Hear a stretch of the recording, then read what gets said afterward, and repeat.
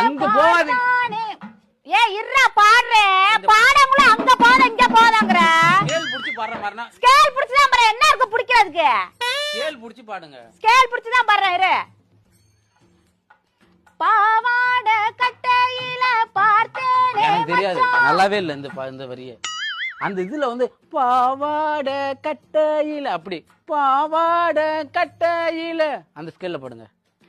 பாவாட கட்டையில பார்த்தேனே மச்சான், ஆனாலும் நெஞ்சுக்குள்ள ஏதோ அச்சான்.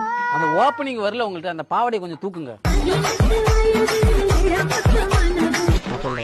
எதுக்கு பாவாடை தூக்கணும்?